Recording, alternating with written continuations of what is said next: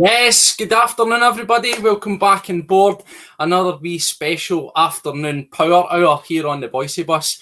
Once again, I'm joined by two familiar faces, the same chaps as we yesterday, as of course the Punk Duck Warlord, Canada's favourite Tim, Liam Greenlaw, and below me is our man in the sky, Johnny Logue. We were supposed to be getting Logue Jr., but apparently he doesn't update his calendar and he had an appointment he had to get to. So, guys, are we ready to get in about another bit of speculation? Look at some names. I enjoyed that yesterday. Certainly am. Yeah, it's a school day, yeah. That's it. It's worth talking about. The story keeps rumbling on and we will keep talking about it, no doubt about that. But before we go around and before we crack on, of course, we've got to do what we call a wee bit of housekeeping, which is all that good stuff. You're obviously watching us on YouTube, and if you haven't done already, take 2 seconds, flip over, hit that subscribe icon. That way you'll get notified every time we go live. If you like what we do, give a thumbs up to the video, and if you want to go a wee bit crazy, you can even share that. That'll just get the word out there, spread the bus, and get the traction down for that fabled algorithm, as Bill always tells about. If you want to listen elsewhere, of course, on EPL Index, we're on Acast and all other usual streaming services, Spotify and the likes. You can check us out there. Also, we're on social media. Get yourself on Twitter and search for Bhoycie Bus. You'll get our official Twitter page. Again, you've got all the notifications there, and our personal handles are there should you want to follow us. We've got 2 sponsors just to give a mention to, as always. It's piesports.com's our first and long-standing. Place an order there and put in Bus 1888 at checkout for a nice 12.5%. Now, on Pie Sports, I just want to clear up something. There's this myth that I placed a mega order for Donner Pies, and as much as I love them, I can't take the credit for it. It was indeed Terry Robb who done it on Cup Final day. Full of the drink and went mental. I've got a few I've got a few still in the fridge. They are delicious, but I don't want to steal his thunder because that's a legendary status, and a tip of the hat to you. And our second and most recent sponsor is, of course, ED Pharmacy. So if you're having a wee bit of trouble getting a spring in your step when it's time to perform, get your body over there, place your prescription order. When you do, make sure you stick in Bus 10 at the end for 10% off your order. They also offer same-day delivery in most parts of Scotland. And you can rest assured that you can rise to the occasion like the champions when it matters. Well, that's the housekeeping out the way. Few things to tidy up. It's amazing what 24 hours can do, isn't it, guys? You know, we've seen more speculation. There's the names getting thrown into the hat.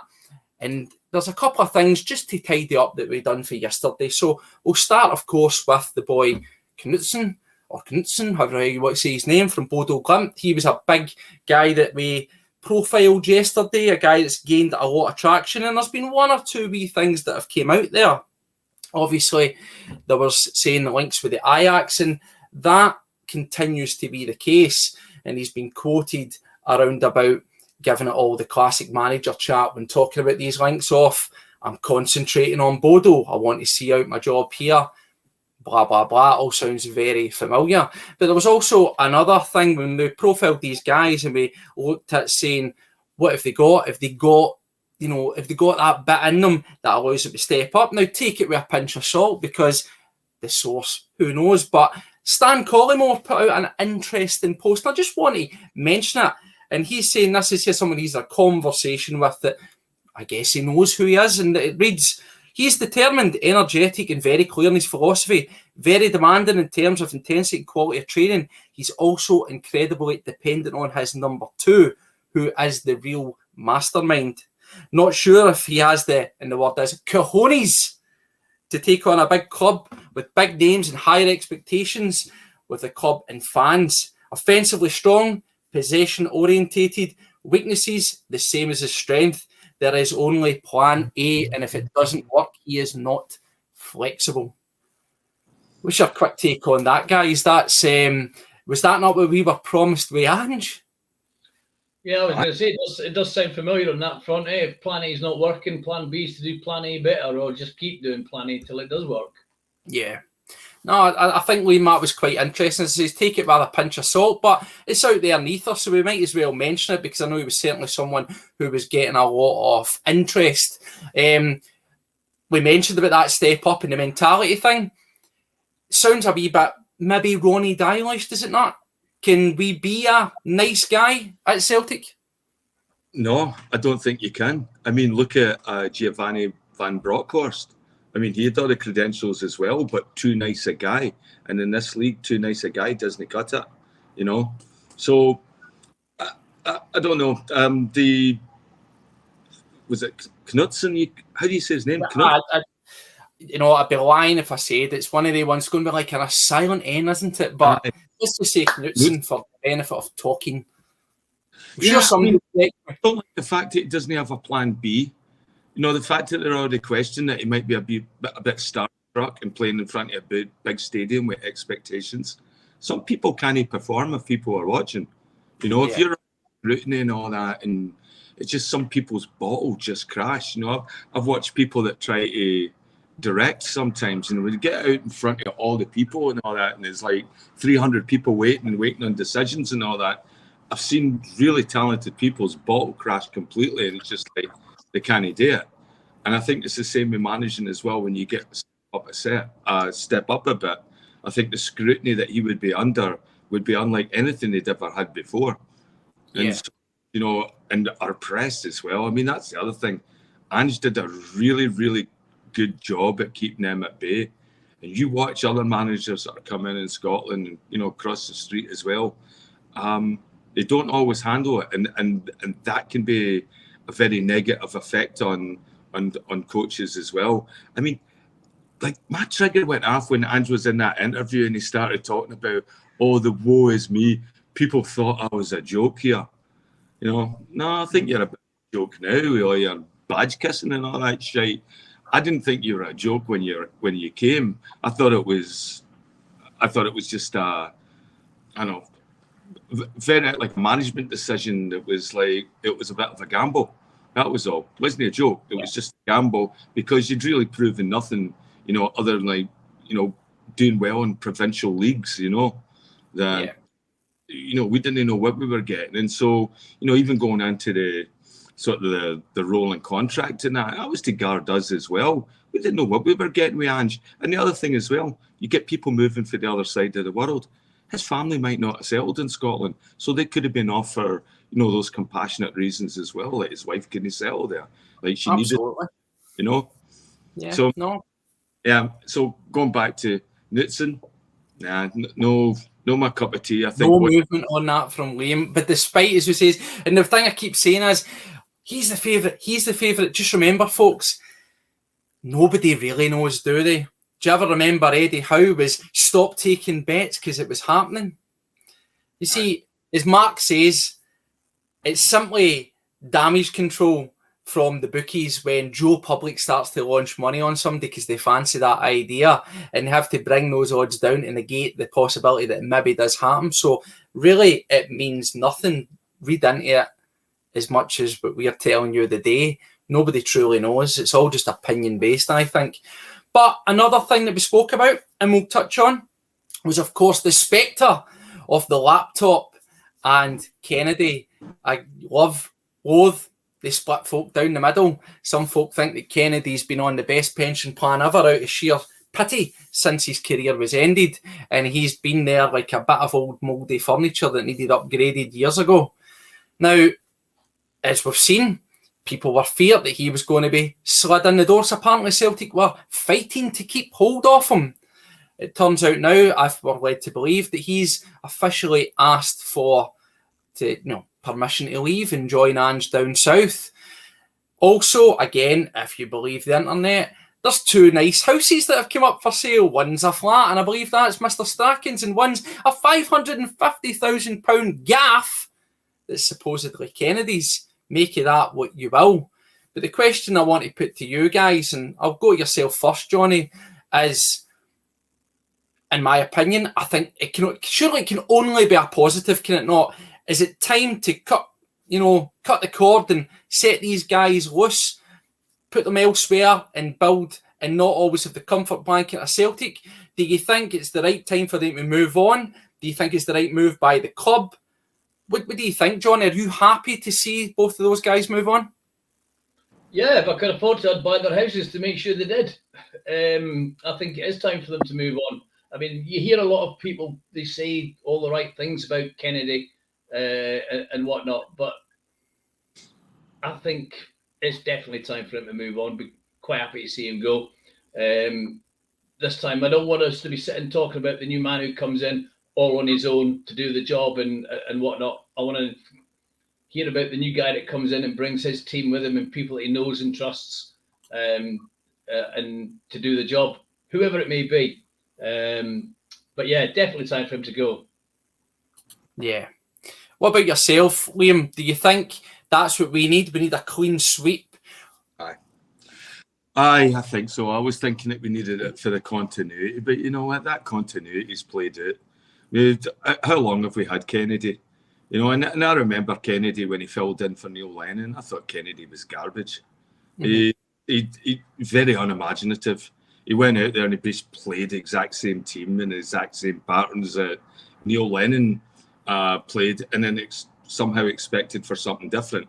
I mean, this was a time we had Tony Ralston on the bench. You know, he ended up being a half-decent player while we played that absolute wingnut, John Joe Kenny. Mate, don't mention that name around here.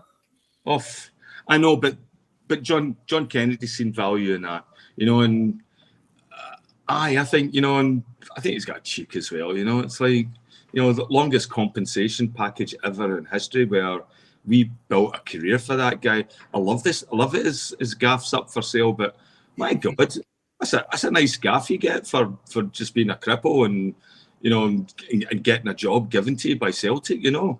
He's done well to work his way through it and all that, and I know he's well liked by the players, but, you know, as a manager, I think he shows nothing. As a coach, he's probably a lot better, and, you know, but I'm pissed off at that as well. It's another thing we didn't think would happen is Ange coming in for the backroom staff.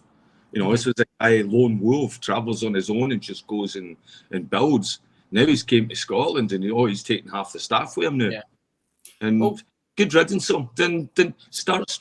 It's going to be a handcuff for any manager coming in. And it's like, and you know, and here's wee Gavin. His dad and his brother work upstairs. So, you know, don't be too familiar. Don't be too casual around him because everything you say is probably going right through to, you know, up to the top and all that. So, you know, it's like having a mole in the dressing room, you know, when you have that, they're scrutinising you and, you know, and still they want you to do well in that. But, well, see, come back on that. You know, as you says, it has been around. Now, I'll give you a wee take on it and see what you guys think. What I would say is, whenever he made that step up on the temp, he didn't really do anything that inspired and it all looked very average and, you know, it never really worked out. It's probably safe to say, whether you like him or not, that there's obviously got to be something about him on a coaching level that he's been kept about for so long. And, you know, Rodgers wanted to take him down with him to Leicester. And now Ange wants to take him down to Spurs. Now, obviously, he stayed. Did he stay the first time round because he thought he was maybe in with a shot at the job? Perhaps. Did they stay maybe because he didn't think Leicester was as big a proposition? More than likely when you compare it to Spurs. But what I would say is, I agree, you can't have these guys instantly being nailed on for any new manager coming in. That's part of your backroom staff. It's kind of like having an ex-partner's clothesline about, and then when you get a new squeeze, asking like they file them on because it's what you've always been used to. It's no on and it's unacceptable. But if Celtic saw something in him, would there have been any worth, for example, saying to the likes of him and Strachan, again, take out your mind what you might think of them, because obviously in coaching realms, they see something in them, to say, okay, right, we want to think long-term planning. You've worked under some good, very successful managers and you've saw a long-term vision. Why don't you guys make the step down and we'll make you basically in charge and oversee the academy set up, the B team set up. And if you can show real tangible progress and a real pathway for development, then do you know what? Then you might earn your stripes and you can make that step back up should you be asked to. Do you think that would have been a more appropriate route for Celtic to take if they were eager to keep them at the club? Or do you think they would have blanked it because they were just used to the status quo of being a manager's sidekick? I think they'd have blanked. I think they'd have blanked that. Think so? I think they would, as individuals, they'd have blanked that, because if it was me, for example, I would expect if I was doing the job or I was in the vicinity of doing the job or working around doing the job, that you'd have already shown what was capable of doing. I mean, I've worked in places in the past where there's been a supervisor left and somebody from, say, the shop floor stepped up, and for 3 or 4 weeks or a couple of months has actually done the supervisor's job. Mm-hmm. So they've come almost like from the coach side, right? I'm going to be the manager for a bit. I'll let this management team see what I can do. Then when it comes to interviews, they get looked over for it. And what happens, they take the huff and piss off, or they just don't put in the same effort that they used to do because they've been looked over. And to be quite honest, I think I would probably be much the same. If I've been around the place, you've either shown what you can do or you can't. Now, as I've said earlier on, everybody that's worked with Kennedy underneath them or has been coached by them always say good things about him, but there's a difference between being the coach and being the main man. Yep, and absolutely. I just don't think Kennedy's got the step up to be the main man. And if he's going to do that, he has to go somewhere else. Mm-hmm. And maybe in the past he was off the Hibs job a couple of years ago, wasn't he? You know, that really should have been the time he should have said, right, I'm going to go out on my own and show what I can do. When he got you said earlier on, Liam, when he took over from Lennon for the last, 8 games, something like that.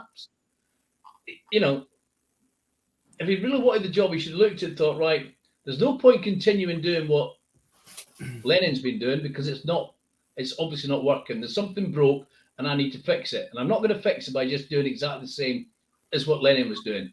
So I need to find something different, whether it be different players, different system, play somebody in a different position, whatever. But he didn't. He didn't show any of that gumption, if you like. And that's why he's treading water. Yep. So he does have to go. And good luck to him. If he goes somewhere else, fair enough. I mean, you never know. He then might show the bottle. But then again, he's still going and working in somebody's shadow. He's not taking that step out into the sunshine and saying, right, this is me. This is what I can do. Yeah. And he either stands or falls by it, one way or the other. Yeah. Well, yourself, Liam, coming back to a wee bit, firstly, what I asked about, would have keeping him around and asking him to take up that other mantle, would it have been a good idea? Would they have accepted it? But then further on to that, if you will, after bit about John saying, he has always been a perennial number 2, and sometimes there's nothing wrong with that. You know, people have roles and you're good at it, and if, you know, you're supposedly good at it, then why fix it? Do you think this moving on and going with Ange to Tottenham, where let's face it, if you read online, the general consensus is it's going to go one way or another, but the big swing seems to be an early bath for them all. Is that going to put him and make him force him to stand on his own 2 feet? Because if Ange is out of job at some stage, he's out of job. Is that a good move for him? Well, I don't know. Like, is it guaranteed? Like, why are we guaranteeing John Kennedy a job all this time? Like, I don't understand. Like, I know he got hurt playing for Scotland. I know he played for Celtic, and I know people seen promise in him. But you know, have we really developed a really good defender, or have we seen any promise that's coming out of John Kennedy that wasn't? If Ange didn't come in, you know, they'd be clamouring for John Kennedy at this point. John Kennedy had went to Motherwell and cut his teeth. I don't think anybody was saying get John Kennedy back. I mean, I don't know. He's just unimaginative to me. It's an uninspired direction for us to go in. No, I'm happy to just see the back of him at this point and just start fresh. So you wouldn't have kept him about in any capacity? What's that? You wouldn't have kept him about in any capacity, as I suggested, maybe asking him to take the reins, a pathway? Well, I don't think it's about asking. I think it comes up to, if we've asked him and he said no, then that's one thing as well. If he's saying I want to go with Ange and that as well, I mean, the last thing you want to do is keep somebody that doesn't want to be there, as a big fella used to say. No, I'm saying let him go and just Like, just cut it. How he fares after Celtic, nobody cares, mate. You know, at that point, as soon as you leave Celtic, you're off my radar, and I wouldn't even be thinking about John Kennedy at all. You know, how he gets on with Ange, I know. I don't want him to do well, really. I mean, I love it, mate. I love that wee bit of spite goes a long way. I like that, mate. Listen, so that suggestion I made to you guys about him being put into another role, because we're looking at a pathway, we're looking at continuity, and we're looking at long-term vision. Ange is gone. Is our long-term vision, is there any? And the question I want to say to you, now that we look to be starting from, you know, root and branch, rebuild of our first team, you know, like managerial team and squad, is it now time? Now, is this the time for us? We discussed yesterday about managers, and there's been a time frame in maybe 2, maximum 3 years where we're going to get around this rotation. Is now the time for Celtic to get in a director of football to allow that continuity? And I'll go to yourself firstly, John. Logue Jr., is he, again, whether you like that name or not, he's in position. Is he perhaps the guy that should be making that step to director of football and being the man who oversees the wider plan, so that when we do face these situations, that there's a role in continuity and it continues rather than scrambling about and trying to build up again? So who are you suggesting to be the director of football? Logue Jr. Oh, Logue Jr. Yes. He potentially already is without having the title. He might be, you know, doing it, not saying that from when he came in, but now since Ange is gone, they might be having discussions with him to do that. But if we're going to be, as I said yesterday, have this new, well, I wouldn't even say it's new, but if they're going to have this now confirmed 2-year shelf life, then you do need somebody at the top of the tree who's going to have that continuity, who's going to always have the backup plan in his head, even from the day he appoints the new manager, have it in his mind, people that he would really want to be the successor to that manager, so that there is a continuity factor to it. Yep. A little bit later on the show, I might talk about what might be a bit controversial for some, but there might be a continuity factor somewhere along the line. Yeah. But we can talk about that later on when we reach a certain stage. But yeah, I think I've always really wondered, about this director of football. What would be the point of it? Because it was obviously a big continental thing for years, and it was very alien to British football. But I think maybe we are starting to head down that road, because now we are entering the realms that was happening on the continent years ago. They've always been like that. I think somebody mentioned the other day that this merry-go-round of managers that they have in likes of Italy and Spain, where they just keep going round and they get sacked every few months, and they bring somebody new in. So, so maybe director of football is a direction we would be talking about. But we were talking about it 2 years ago before we appointed Ange. It was going to be a director of football, then Ange. But and then it never happened. Yeah, we got Ange, but we got no director of football. We got, I can't remember what the time frame now, but Mark Lowell came in as head of recruitment about, was it 6 months after Ange, or a bit longer than that? I can't remember. I was not far behind, yep. Yeah, so I think Mark Lowell is at the moment the de facto director of football. I think he's going to be having a lot to do with it.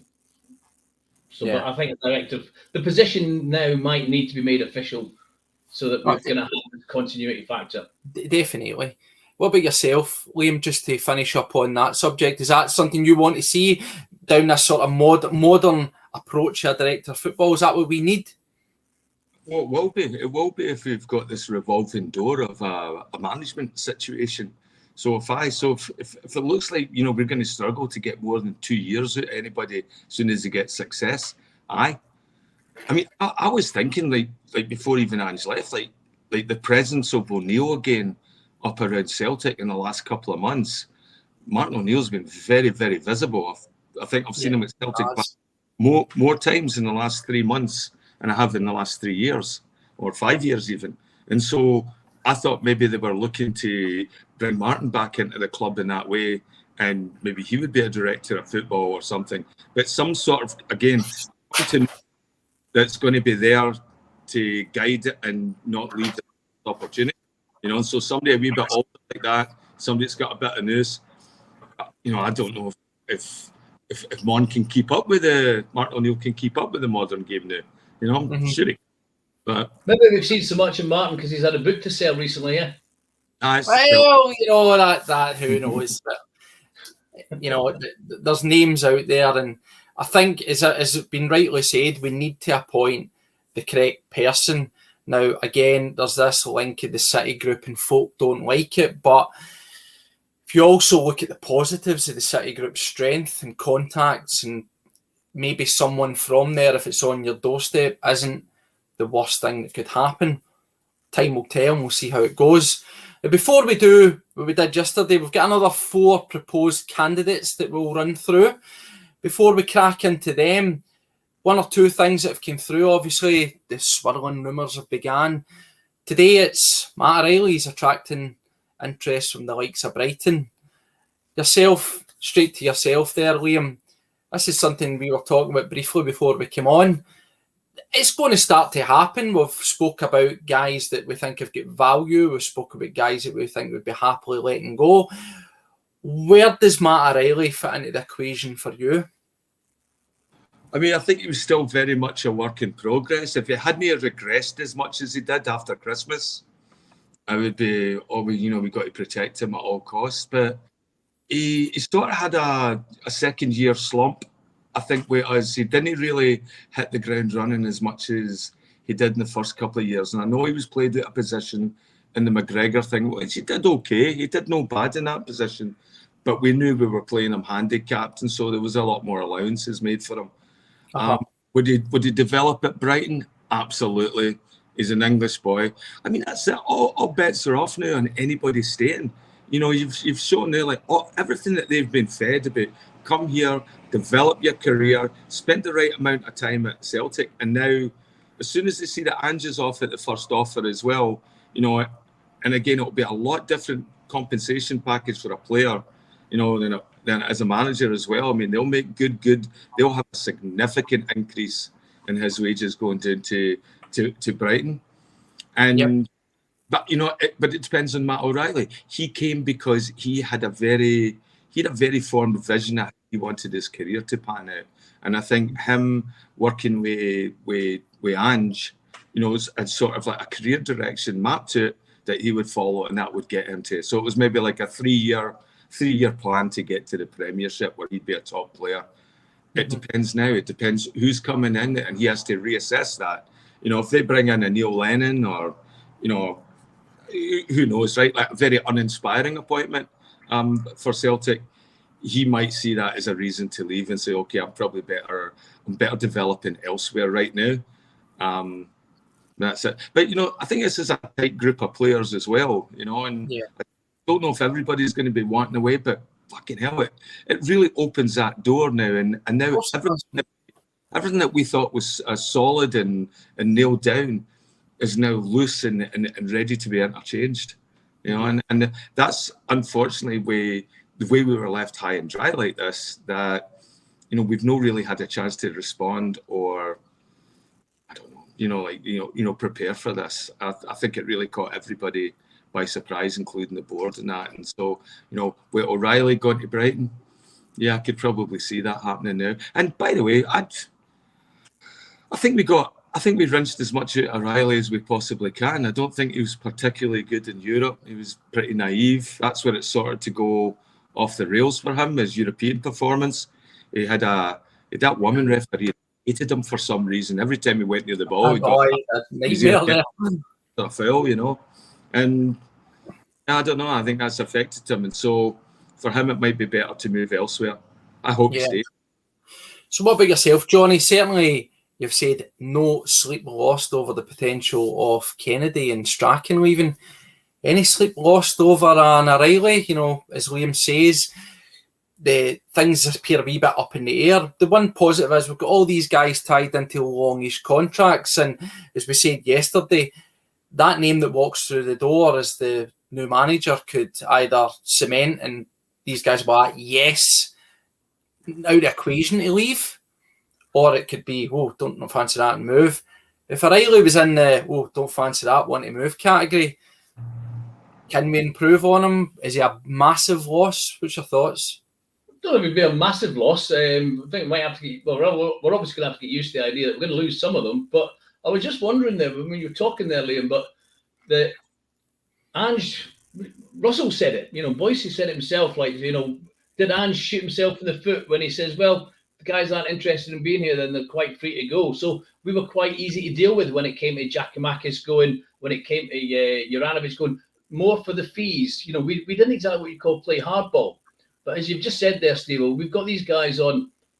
Most of the players that we've signed have still got the best part of 3 to 3.5 years on their contract, depending on whether we signed them in the summer or in the January. So we might just have a bit of a shift in attitude regarding we'll be a bit more hardball in the fees that we want to get for these guys, especially if it's Ange that comes knocking on the door with the checkbook. Yeah, I think we'll be very tough to deal with if it's Spurs.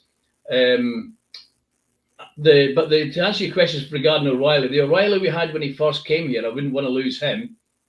Then he had that dip, and as you said, Liam, it was after he had to play in the replacing McGregor while he was out injured. And did it just take him a while to get back out of that position and back to his natural position? Because he was starting to show signs of recovery, if you want to use that expression, for his form towards the end of the season. And remember, I know years ago, Liam, we didn't really talk that much about assists as a vital statistic, but now it is a major stat in football terms. And O'Reilly was he not still one of the top? Or if he not, was, I believe. There we are. John McCauley pointing out. Most assists, does it? Yeah. So he wasn't as hot as when we first signed him. When we first signed him, we thought, fucking hell, we've got a major star on our hands with this guy, who, when you consider it, was again a second choice, because the other lad who name escapes me now, but Riley, was it Riley McGree or something like that? Went to Middlesbrough, but he was the one that Ange wanted, and we got that instead as a second choice, and we were all really happy about that. So yeah, so I think I'd like to keep him. I'd like to keep him for at least one more year, see where we go with that. But I think we'd accepted, even before all this came up with Ange and Spurs, that we were probably going to lose one or two first-team players, as we've been well warned by Ange not to fall in love with the heroes. That's going to happen, isn't it? You are going to get it, and you say, the squads will evolve and players will come and go. The important thing is now that Ange is perhaps out the picture, this idea of, if you don't want to be here, I'll let you go. Remove that, and as you say, we might play hardball, and hopefully I'd like to see it. So, second half of the show, that brings us on to the fun part. So let's profile once more some of the names that have been swirling about. I've done a wee deep dive on some of their figures, and as I done yesterday, guys, I'll just work around you. I'll fire out the candidate, I'll tell you a wee bit about who they are, I'll tell you a wee bit which folk like to hear is their numbers, because that's what folk seem to put, as we said, a lot on. What are the statistics? You can watch teams with your eyes, but you want to know the results of that. So the first one that we've got is a name that's been swirling about, and that's Maresca. So who is he? Well, ex-Italian midfielder, known predominantly footballing-wise for his time with Bologna, Juventus, Fiorentina, and then Sevilla. But in terms of that managerial and coaching sphere, well, where has he been? What has he done? Well, let's find out. So he started off at Ascoli, which is Italia Serie B, where he was there for just over 1 year as the assistant manager, before moving on, again as an assistant at Sevilla, to Vincenzo Montella. He was there as an assistant for 28 games, and he was also a technical coach assistant, whatever that means, under Jocum Caparros. His total time at Sevilla spanned over 32 games in an assistant or coaching capacity. From there on, maybe his more prominent one, he went to West Ham under Manuel Pellegrini, and he was there for a total of 64 games, assisting him as part of the first team setup. He then found his way into where he is at the moment, which is part of the City group. He was the under-23s manager for City between August 2020 to May 2021, during which time he oversaw 28 games with 19 wins, 5 draws and 4 losses, which equates to 2.21 points per game. That caught an eye, and he went back to Italy, Serie B, Parma, where it was 14 games in charge, 4 wins, 5 draws, 5 losses, 1.21 points per game, before he gets shot at dawn like Il Jailer and sacked. Found his way back. There was obviously, as we said with Kennedy, there was something seen in him because he was brought back by Pep, where he currently is at this moment in time, as assistant manager to Pep Guardiola. His overall record as a manager stands at 42 games, 23 wins, 10 draws, 9 losses, which, what does that translate to percentages? 54% winning, 23% drawn, and 23% losses. So that's him on paper. What are the pros and what are the cons? Well, the pros, they are limited, are they not? He's been around some very favourable names that, again, they obviously see something in him. What are the cons? Well, he's only been an under-23s manager. And when he got his shot in a second-rate Italy, he dive-bombed. He's a big name, and listen, guys, this City group link is probably going to be the kicker, isn't it? You've got even guys like Pep Guardiola sticking his beak in, talking about, you know, how he wishes Ange all the best, and he knows the owner of Celtic well, talking about the monopoly man. Is that concerning to you, that, you know, he's got his ear, and oh, by the way, you know, Maresca, he's a brilliant guy, get him involved. What about yourself, Liam? I've read it out. How does that sound to you as a proposition? Is it scary? Is it exciting? Well, so his record as a manager is uninspiring. So he's not got a winner's mentality when it comes to that. Even though Ange had, you know, played a much smaller part, he came here as a winner. He was a serial winner, and I think that's positive mindset for a manager. When I look at him, I don't know. I think the question is, how much do you think he's evolved since working with Pep Guardiola? He's done his stuff at himself, and it's almost like he's went back to school and retrained again. So if he comes back out now, everything that he's learned at Man City and firing under Pep, you know, can he bring that sort of sense to Celtic? And you know, and then the other question is, you know, are we becoming a Man City feeder club at that point? Because now we've got the backroom staff, we've got another coach in that has ties, and the amount of players that we have coming through. You know, will we lose our identity to Man City, knowing that, you know, we're just like a conveyor belt for up and coming talent or people that need a second chance? I don't know. I think he could be good. I look at the teams that he's been around, you know, teams like Seville and all. I mean, you have to pick up good habits with them. Parma's always been known as a basket case, a club for years, you know, everything from financial doping to, you know, all sorts of stuff when they were throwing money a bit crazy and signing guys like Stoichkov and stuff. But they had to sell all the trophies as well, didn't they? Because they were such a basket case. Yeah, they were. It was wild times. It was wild times. Aye. So I don't know. Do you factor that into it as well? But you know, right now, I think we need somebody ready-made. We need somebody who's going to drop into that, that's got a winning mentality, that understands structure, that knows how to get the best out of our players that we've got, and also has an eye for recruitment that's not in, you know, like price markets, what Ange did. And so I don't know if he's going to be able to offer us that unless we're running a Man City conveyor belt. You know, and we're getting again more. Yeah. I mean, 2020 he was there. So under 23, would he been the one that let Frimpong slip through their fingers? More than likely. Or Pep coming out and go, what do you mean Frimpong's gone? And supposedly he was quite upset that he went to Celtic, and he wanted him. He wanted him to stay, and he was surprised he was gone during the summer. So I don't know. Was that him? It's hard to tell. It's hard to tell with a number 2. I mean, look at Arteta went on and did well, you know. Yeah, well, that's true. I mean, go to your cell phone, Maresca, as we say, as you'd imagine, the commenters and, you know, the general fear online. I've certainly seen Mark for the podcast. He's been quite vocal, and rightfully so, of concerns. Does this fit into the cheap option, the easy route? Or can we look at the positives and say, do you know what?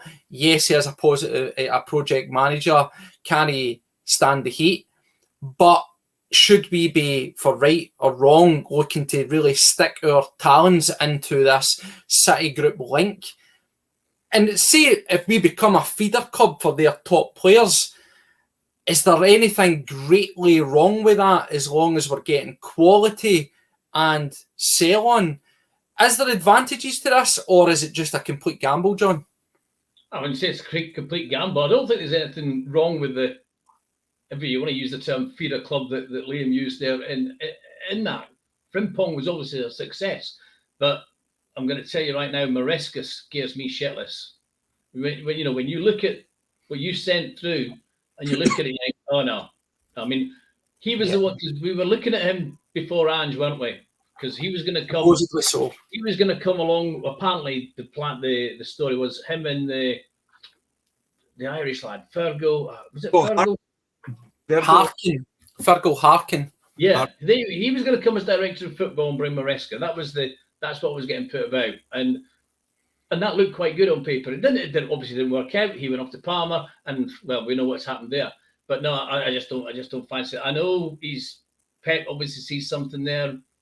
But again, does he fall into the John Kennedy sort of thing? Because you're talking about the facts and figures there, Stevo, when he was assistant to Pellegrini at West Ham, and the win figures, the win numbers. Well, if you were doing a podcast with some other team in Belgium or wherever, and you're talking about the possibility, we've got this guy called John Kennedy who they're looking at. He's been the assistant manager at Celtic. His win rate would be through the fucking roof. Yeah. But it's not his win rate. It's Brendan's win rate. It's Lennon's win rate. It's Ange's win rate. That one just gives me the complete heebie-jeebies. Next day. No. Yeah. Well, as we say, the guys that we'll be touching on today are names that might not necessarily excite, but they're the ones that are the forefront over the past 24 hours. So they're the most relevant at this moment in time. And that brings us on to the next guy that I want to run by you again. It's a name that's came out of nowhere within the past 24 hours, but again, could be considered project, more than likely, could be considered cheap option, more than likely. But when I've done a wee bit of research, there's some compelling stuff there. And that is Kieran McKenna. So again, who's Kieran McKenna? Because until last night, I knew fuck all about him. So here's what I found. So who is he? Well, he's a current Ipswich manager, and of all the candidates we've been linked with, he's certainly the youngest at 37 years old. Make it that what you will. And it becomes more interesting when you look at his back catalogue. So he had a 5-year spell at Man United before he went to Ipswich, during which he was a scout. He was an under-18s coach, and he was an assistant to Ole Gunnar Solskjaer for 168 games, Jose Mourinho for 24 games, and Ralph Rangnick and Michael Carrick, respectively, for 3 for each of them.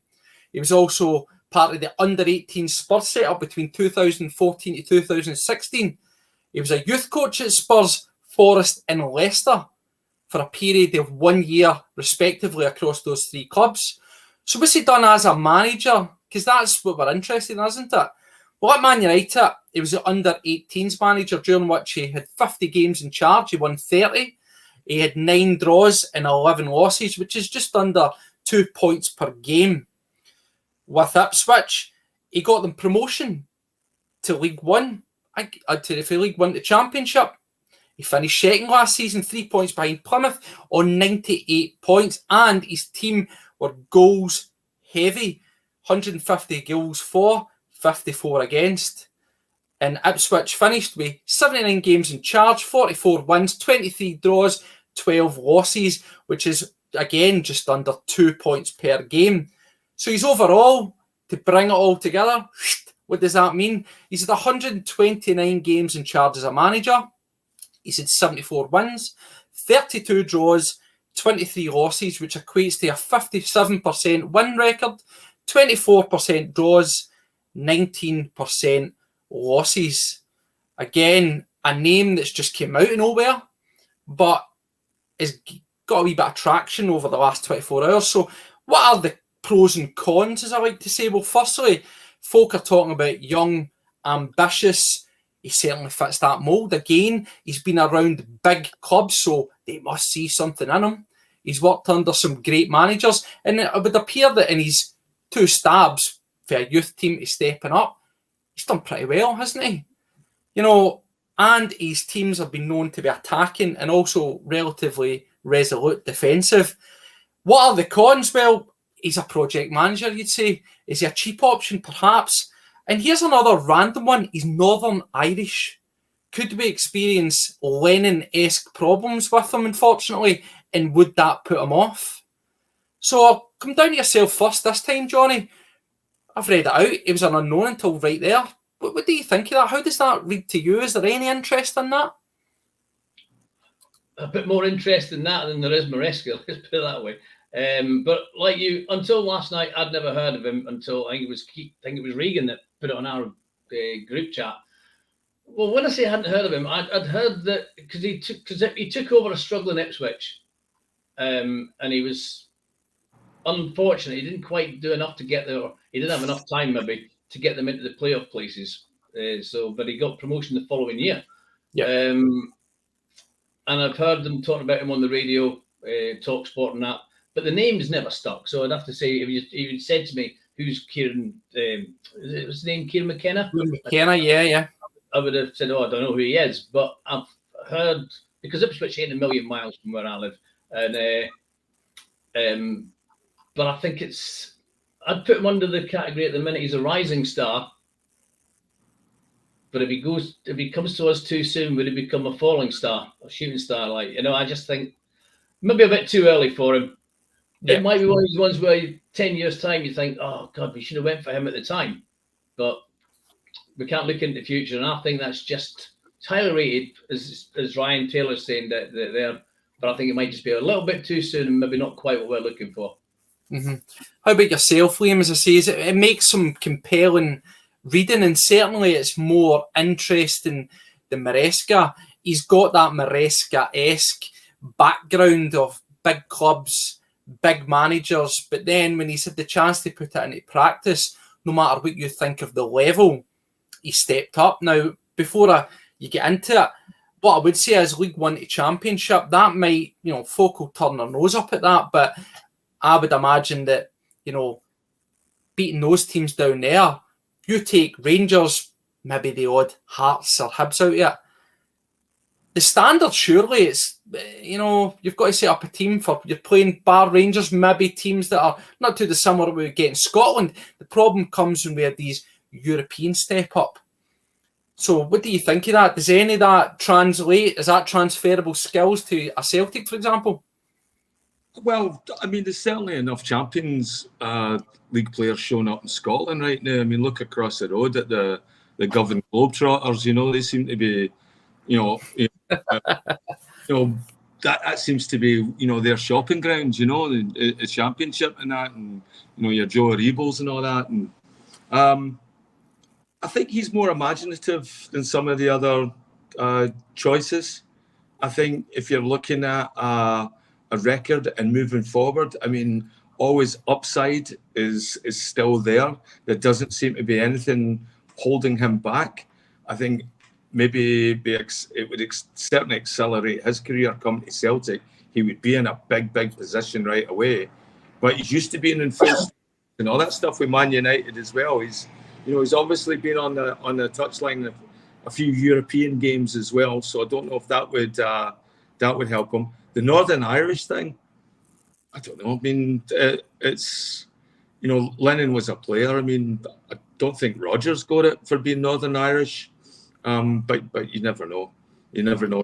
Well, that is true. But was is that because Lennon had the playing for us aspect?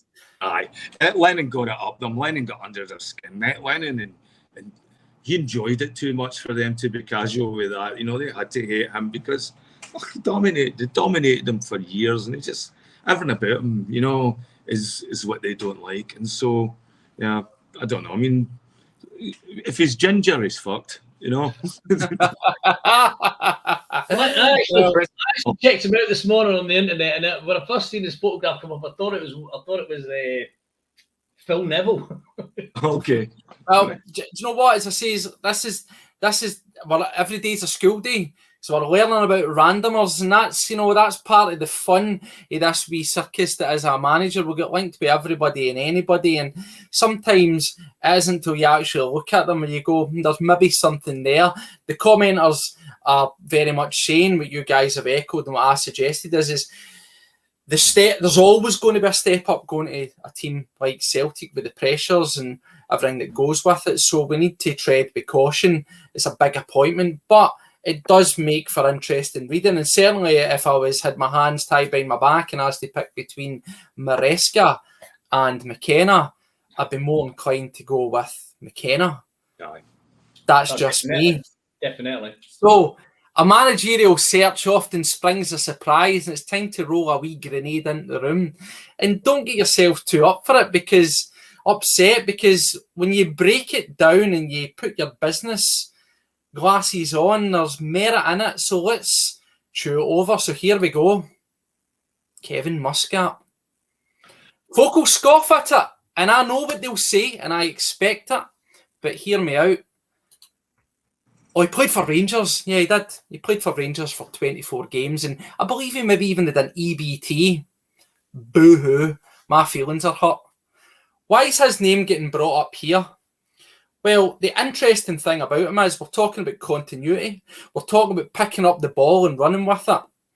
And he's done it twice to Ange's previous teams.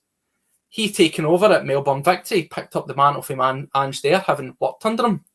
He done it at Yokohama Marinos. He picked up the ball and ran with it.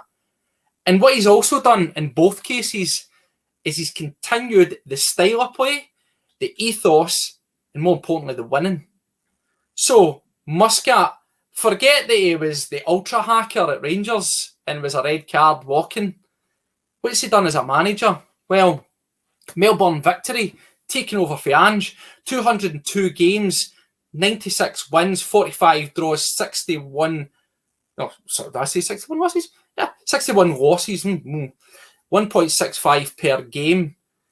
And he won the championship at Marinos, Yokohama Marinos, 86 games, 51 wins, 15 draws, 20 losses, just under 2 points per game, having won the championship and the Super Cup there. Currently, he's in joint second after 16 games with 33 points, 10 wins, 3 draws, 3 losses, with a goal difference of plus 16. And his career total stands at 253 games with a 51% win rate, 22% of that's losses, and 22 is draws, 27 is losses. What are the pros? Well, as I say, they worked under Ange, and it would be in paper a seamless transition because he's done it twice before at previous clubs. He's carried on that success, and his teams continue to play that attacking style we've been accustomed to, albeit they're more defensively resolute, which will obviously come from his background. What are the cons? Well, he's an ex-Rangers player, and he's a City Group man, and he's a cheap option. Interesting, as I say, he's a wee grenade. He's not necessarily been linked per se, but is he worth Liam bringing into the conversation just based on continuity alone? I mean, it fits the imprint, but that's all it really is. It's not like that's a proven route to get to success. Is, you know, Australia, Japan, Scotland, you know, and if he does follow in Ange's, does that mean it's a 2-year plan? You know, if Ange's his hero, or that's what he does, then he'll be at the door in 2 years as well, as soon as England come, or, you know, people throw money at him. I don't know. I don't know if the ex-Rangers player is that big a deal. I don't think he ever actually played against us. I sort of remember him as a player, but more for, I think it's some really horrendous tackle and he ruined somebody's career like that. He was a bit of a hammer thrower as a player, A lot of them end up being good managers because they have to develop a different set of skills to stay where they are. And, it's usually become better player motivators than guys that just showed up with loads of talent. They can talk to players and that. But I think it's a bit of a gamble, but I don't know. I'd like to hear him talk and hear what his philosophy and stuff is, But again, it's, I'm hoping we push it out and we go farther. I'm hoping there's a big name out there that nobody's talking about, and I really don't know who that is right now because, again, looking for a new manager wasn't on my radar at this point 2 weeks ago. So I wasn't really out there. I thought we had a manager for life. Well, not life, but for a good long time. A bit longer than we did. Aye. I mean, that's what pisses me off. It's like paying for a 3-hour movie and you only get 2. And I mean, by the emotion, the invested you have, I would never have invested the same emotion in Ange if he'd have came and said, listen, I'm going to rebuild and restructure this club in 2 years, and get it to the point. And we say, aye, okay. And then we'll wish him well and all that. That's not what he said. He led us to believe he was staying a lot longer than what he promised. And so the fact that we're looking at guys like, was it Kevin Muscat, just to try and get another Ange, I don't know. I'd like to see something different. And again, will he bring his own backroom staff with him as well? Because that's people to move over from Japan. Mm-hmm. It's not like and that's work permits. That's all sorts of stuff. Well, that's the thing, Johnny, as I say, it's quite amusing. I'm enjoying. There's 156s watching live, and we greatly appreciate it. Keep your comments rolling in as the conversation rages on. I ain't going to lie. Listen, I'm not for 1 second sitting here and saying this is the guy. It's about playing devil's advocate. It's a wee bit being cheeky. It's about being, looking at random things and it's a wee bit of a wind up as well. But as I say, it's worth just looking at because of, as we say, continuity is something that we keep talking about. And as I say, for all it is, you can't get more continuity than the guys taking over for their managers previously twice. Listen, rightfully folk are outraged about it, Johnny, but throwing it out there in a imaginary hypothetical world, which would your thoughts be on a Kevin Muscat? First and foremost, would that Rangers connection be enough to just make you say, no way, no chance? Or do you see any merit in the idea of him following on someone's footsteps and almost sticking to the plan? There was a time when the very fact that he'd worn a blue shirt that had a Rangers badge on the front of it would have been a no.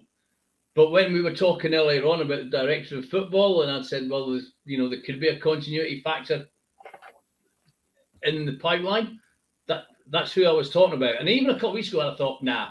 But I looked in this morning, I was reading about him this morning, and it's like you said, if we want continuity, he's done it twice, he's followed Ange. All right, albeit he was an assistant with Ange, and Ange moved on and he stayed. This time he'd be coming in completely separate, but he would also know certainly the Japanese lads that we've got.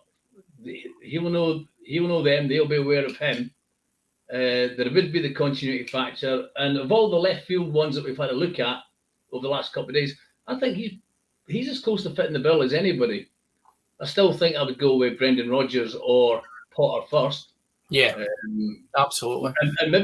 And maybe Potter, but the more I think about it now, and maybe Potter might just swing it slightly ahead of Brendan, because I think they would both be as good as each other domestically. But Potter, and I know it's only really been with Chelsea, but it's been with a basket case Chelsea. He had a not a bad record in the Champions League there with Chelsea, so that might just push him slightly in front as we get to the finishing line. That's if any of the two of them would be interested. And I've no idea what I know I've gone off the subject with Muscat, but yeah, I wouldn't be averse to Muscat as the manager. The fact he played for Rangers wouldn't bother me. Didn't bother me when we signed Alfie Conn back in the day. Didn't bother me really that much when we signed Kenny Miller in the day. It'd be quite nice if Muscat got the job and he went to Ibrox and gave him a 5-0 doing one of their old boys coming back. And let's face it, he was never what you would call a hero at Rangers, was he? He's not. He wasn't. Listen, he was there for a cup of coffee, but that'll always stick in the craw of a lot of people, won't it? Yeah. You know, we've seen even when Kenny Dalglish, an absolute bona fide legend, was around, there was folk talking about how there was an Ibrox connection. It is what it is. You know, fans. If you took the Rangers element out of it completely, if he'd never been on Rangers' doorstep, if he'd never darkened their door, then he'd be as good a shout as anybody that we've talked about. Possibly. Well, guys, as we approach the hour, it's time for our last name on this managerial candidate safari. We've spoken about Potter, we've spoken about Moyes. We haven't spoken about Moyes, we spoke about Rodgers, we spoke about Potter, and we spoke about how they are experienced, battle-hardened, elite, and they've managed at the top level.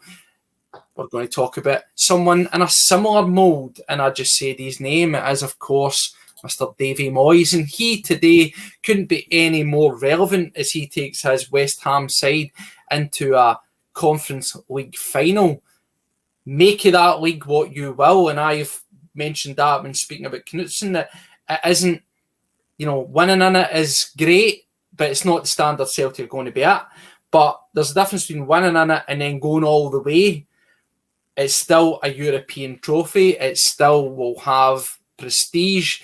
And let's face it, if Celtic were ever in that's where we found ourselves and we were to win it, nobody would be laughing. We'd be jumping about like dafties. So you all know who Moyes is, but once again, I'll just give you the quick-fire breakdown.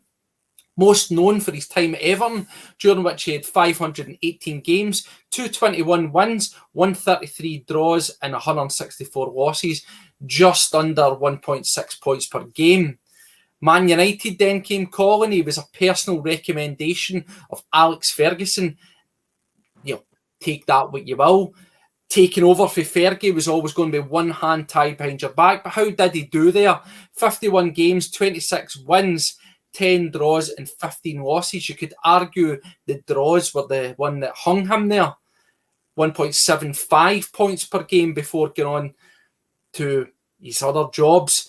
Other jobs of note, Preston was kind of really where he was first on the scene. 189 games where he had 94 wins, 44 draws and 51 losses. Again, similar to United, 1.75 points per game. And then currently at West Ham, 207 games to date, 89 wins, 41 draws and 77 losses, 1.5 points per game. He also had passive spells that I won't go into in too much detail, which was at Real Sociedad, which was 42 games, and it was largely cursed. They averaged 1.2 points per game there. And he did an abysmal time at Sunderland with 43 games and a meagre 0.7 points per game. What's his overall? Well, he's had 1,050 games in charge of senior teams, 450 wins, 250 draws and 350 losses, with an average of 42% wins, 24% draws and 34% losses. Now, you take Man United out of that equation. They're not big teams. There's not big expectancies. So I can personally give allowances for the draws and certainly the losses. What are his honours? Well, he won League Two with Preston, as I say. That was his sort of claim to fame at first. Second place in the FA Cup, runner-up with Everton, who do nothing. The Community Shield with Man United. He's been an LMA Manager of the Year 3 times in 02, 05 and 08. And finally, he could be a Europa Conference League winner. 10 o'clock at night. Experience, well, he's pouring out his ears, isn't it? Aye. Is it elite? You make up your decision. He's a Celtic man. Does this carry any weight? The one thing I'd say, folk don't like the brand of football. His teams are robust, they're counter-attacking. It's not necessarily what we call the Celtic way. But is that you being hamstrung with the clubs that you're at and the expectancy levels? We'll start with yourself, Liam. Moyes, does it do anything for you, mate? So I like the experience factor. Whoever we get in has to have experience. But Moyes, I don't think he'll come to us. I don't think there's a desire for him to come up here. Like, first of all, why is he leaving West Ham? Why would he want to leave West Ham? He just got them to a European final. So his stock, if he wins that today, will be, they'll want him in West Ham forever. They'll have a trophy, right? And they've not really had many. So he becomes an icon, a hero. I can't see him coming up to us. I really don't. I think I think he'll always get a game in England now. He'll be on that managerial go-round list. Like the next generation, the big Sams and all that, and Sean Dykes and all that of the world. They all seem to get moved around a bit. I don't see him coming to us. I think he would bring experience. Could he develop a style of play that's needed for Celtic to play? I don't think so. I think it's been, other than Man United, he's been a reactive manager, and I think putting up the team that we have, I don't think he'd work for us in the sort of football we want to play. I think it'd be, we're not a counter-attacking team. Maybe in Europe, but no in Scotland, and he'd have to show up there, and I just don't see it. I don't think he'd come. Nah. You don't see. Well, I mean, that's an interesting point as well, because whether folk want to shit on the Moyes party and, talk him down or disregard them, that is a very true point. He might not have had the greatest domestic season with West Ham, but surely if you can walk away with a European trophy, that gives you vast credit in the bank, and it's going to secure your job, isn't that? But, as you says, the style of football is hardened, it's backs against the wall and as defensive. As I said before, that might be, if you take Man United out of the equation, that might just be with the teams that he's been around. What about yourself, Johnny? Do you believe that you can possibly teach an old dog new tricks be like some Moyes if he's got players that want to drive, that want to attack, that he knows that are going to dominate games largely? Can he adapt, and could he show a different side that we've never experienced, but also using his skills and his knowledge, make us more resolute in Europe, which is what folk have been crying out for, isn't it? He's not a name that I've ever thought to myself, I'd love to see him as Celtic manager. And as Liam said, he's got bags of experience. I was surprised when he got the Man United job. Surprised that somebody like Alex Ferguson recommended him. But no. I think Kookaburra pretty much nails it there. It's hard to watch stuff. I mean, I worked down in London for 10 months a few years back, and I was working at West Ham Depot, and there was as you would expect, there was a lot of West Ham supporters there, and they weren't overly impressed with Moyes, and the first time around when they came back again. So I don't think he's a name that would get us excited. And I sometimes actually question, I know he played for Celtic, but I just sometimes question how much of a Celtic man he actually is, to be honest with you. That? Yeah. I don't get the impression that he's, I don't think he is actually a Celtic. I know he played for us, but there's been plenty of guys who've played for us who are only Celtic men, and I think Moyes is one of them, to be fair. So he's a no from me. Yeah, well, it sounds as if with Moyes, it's certainly an open and shut case. But before we go off, I'm not going to deep dive them, and no disrespect. Why? Because I don't think they're worth giving the time to deep dive. But I just want to have fun, and I'll throw them out there because I've saw it, and I'll give you first my opinion. The first one's Fran Alonso. Now listen, don't offend me, don't offend Liam, don't offend Johnny, don't offend yourself. If you think Fran Alonso is the answer, then I do not want to know what the question is. Is this just stupid because he runs about looking like Miami Vice and chest pumping, and he acts like a Wayne full of sugar that fans think he's brilliant? Let's face it, if that was somebody across the town, we'd be slagging him off and calling him embarrassment. I think it's well far of the mark, Liam, folk throwing that kind of name out there. There's cheap options, and then there's insanely cheap and mental options. And they're just fucking ridiculous. Well, I think the people throwing out that option are looking at, well, look at John Herdman. John Herdman, the manager of the Canadian national team, was the manager of the Canadian women's national team that won a trophy. And then he had only ever coached women's football, and then made the transition into the men's national team, and is absolutely destroying it. Fran Alonso, I don't know. I don't see anything about the Celtic women's team that inspires me. John Herdman came from a world, I think they won World Championship or the Olympics, something like that, gold medal. So he came off of them being the best in the world, or at least some sort of recognition that. Fran Alonso, to me, bring him on. Just bring me Jacinta to replace Kyogo, we'll be fine. No, as I say, listen, I'm not saying this isn't for those that are watching. This isn't based on anything that's come into these comments here. It has, believe it or not, people have been saying it on the crazy world of Twitter. It is the silly season, Johnny, and surely suggestions like that have got to be fully tongue-in-cheek. There surely can't be folk out there who genuinely believe that, is there? I hope not. Hope so. I hope not. Yeah. If you're reading that on Twitter, go and check and make sure it's not April the 1st,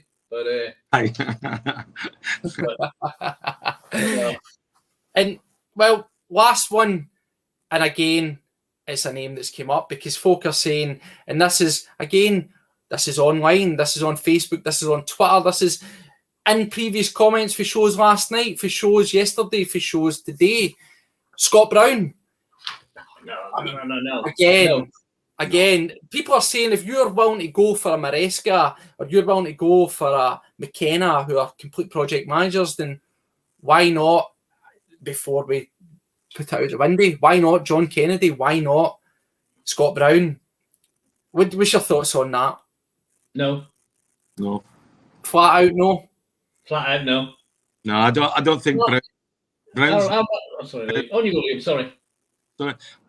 I just don't think Brown's the answer. He's no set. You know, he didn't go. He's not had a brilliant time down at Fleetwood, and Fleetwood's a much different team than Celtic. And yeah, I don't think he would take it anyway. The expectations on him would be too much. And again, you're watching another Celtic legend destroy their legacy by coming in maybe too soon before it's needed from. And I don't know how he'll develop as a manager. I never seen him as a really intelligent player. I saw him as very much a motivated player, a player that liked to get his back up, a player that performed really well when he felt he was in a fight. And I don't know if that all attributes to good management skills. You know? Yeah. No, you know, as we say, when we talk about these guys, we talk about your John Kennedys, we talk about Fran Alonso's, and we talk about Scott Brown's. Certainly at this moment in time in their development, in my opinion, to put a more serious head on, I think it's far too soon in their development. Likewise, as we've said with some of the candidates that we've looked through, it's too early, it's too much of a gamble. But if the likes of Celtic see merit in the likes of Fran Alonso, then he's doing a good job, he's doing a great job with the ladies' team. Perhaps we need to create a pathway, should he want it, to maybe oversee the women's team and then get involved in the B team and cut his teeth in that side of the game. Because let's face it, they are two different things. You've mentioned the manager's been able to make that transition, but it is a more rarer thing. If we see merit in these people, then should we be developing the best we can to maybe allow, you know, sideways movements, lateral movements between our different, you know, football and areas, whether it's first team, ladies team, youth team, B team. Is that something that we should be looking at? And then now that Alexa Scott Brown has went and stood in his own 2 feet, unlike Kennedy, do you think someone like him in the future would be worth bringing back for academy purposes? Well, I think so. I mean, he's always been known as a very good trainer, you know, and I think him being like a coach, but as long as he's implementing other people's ideas, I think with Scott Brown, you know, he wasn't around there for Ange at all, and so, you know, and he didn't seem to embrace Ronnie's philosophy as well. So, you know, more technical, more nutrition focused, all that sort of thing. I don't think Scott Brown has that to be an overall manager, but I think his abilities to come as a coach and motivate and get people up for training and keep that sort of intensity in training.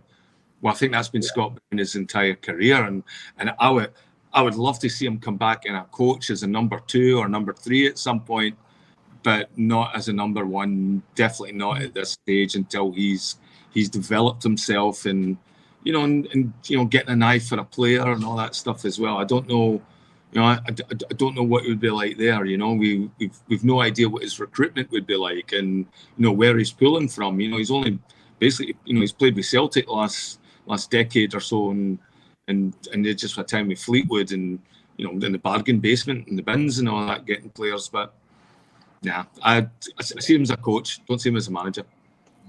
Interesting. Yeah. Well, guys, we've got round to the end of it. It is a power hour, and we've went a power hour and 15, so we've ran over a wee bit, and I'm sorry if we've kept you well beyond your lunch break. There's still over 140 years live at the moment, so as always, we are completely grateful for you taking the time out to sit and listen to us talk about Celtic. As I said time and time again, this story will continue to rumble on. I'm pretty sure by this time comes tomorrow, there'll be another new favourite. There'll be another name that's in the hat. The Power Hour's not going to be happening tomorrow. We're not going to run that. I'll be back on Thursday for the TNF at 9 o'clock. And I will dig out one or two names as they come around, and I'll put them to the guys there. So we will get more of this manager speculation. Guys, it's been a pleasure again. I've really enjoyed your company. What you're getting up to with yourselves? You've got a day ahead. I know it's a 5:30 rise for you today, so I'm greatly appreciative of that, Liam. It looks cracking behind you. And day off for you, John, is it? I'm on what they call standby, and they didn't need me today, so I'm getting paid to sit and chat to you boys. So yeah, and I'm just about to check my roster for tomorrow and see if they want me to trail down for tomorrow. So it's a day off, yeah. I'm sure we'll see both of you guys at some stage soon again. Thanks to everybody for taking the time out to watch us. And as I say, we'll be back again tomorrow night at 9 o'clock live on YouTube for the TNF. Take care of yourself and enjoy the rest of your day, whatever you're doing, guys. See you later. Yeah.